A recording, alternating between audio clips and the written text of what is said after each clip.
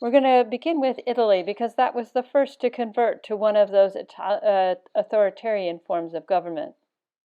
Mussolini seized power in 1922 in Italy in the wake of what was considered to be a very bad deal for Italy in World War I. He was a master of propaganda, understanding very early on how to use photography as a way to elevate his power, making sure with the help of good photographers that his image was always in a different color and in a focal point as contrasted with those that were photographed in his environments. Fascism is a totalitarian system. It is based on, as I said, the government control, although one of its strengths was really in the organization of the economy into corporations, where they had all ranks of people working side by side in order to improve the economy. One of the things that was different about fascism than what we'll see in Germany is that there was not the degree of anti-Semitism, and that the fascist party, in fact, reconciled with the Catholic Church. In 1926, Turani and a couple of his colleagues coming out of Milan Polytechnic founded a group known as Group 7 or Gruppo 7.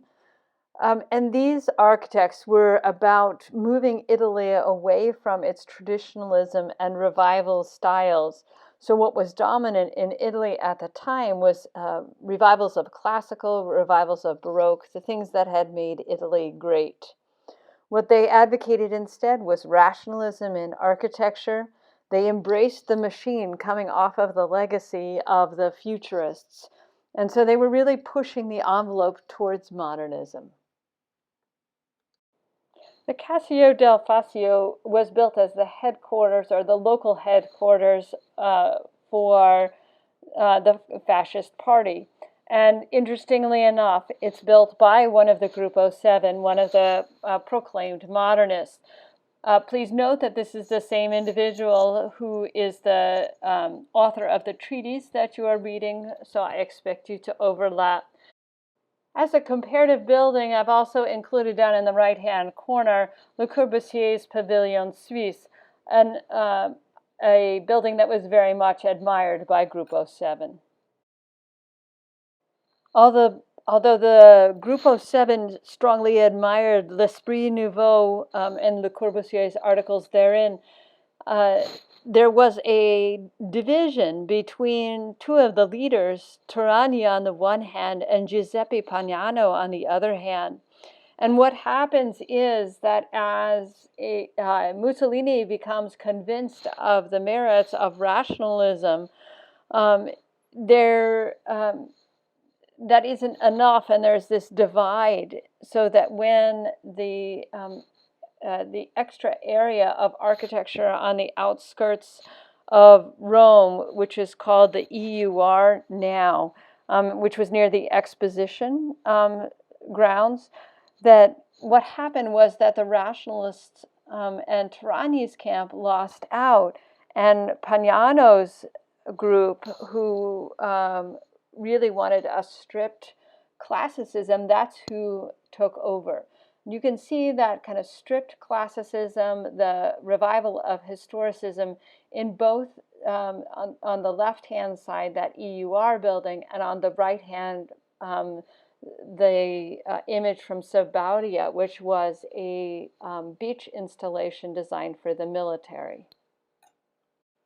Here we see Hitler and Mussolini together.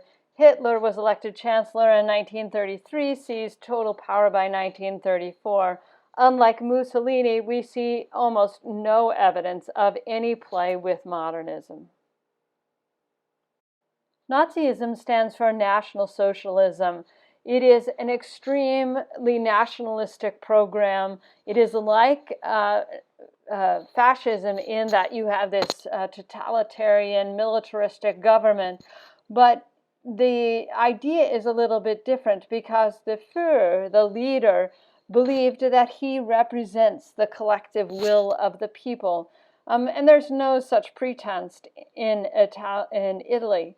It also was extremely anti-Semitic, and as I pointed out, that was not true in Germany or in Italy, nor did you have that systematic destruction of many groups of people. They shared, however, again, their totalitarian outlook and their extreme militarism. Hitler thought himself an artist and actually started in art school in Vienna, and his closest friends were, in fact, architects Speer and Troost.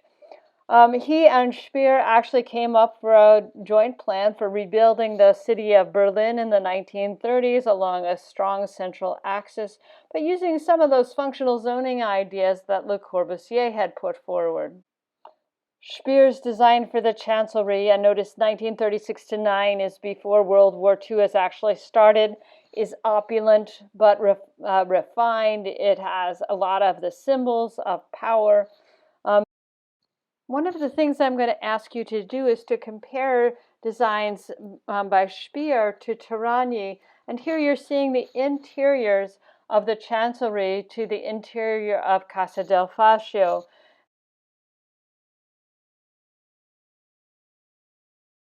Design was put to a kind of nefarious purpose at the viewing fields of the Zeppelin field, where light, pageantry, scale, repetition all served the interests of the Nazi program.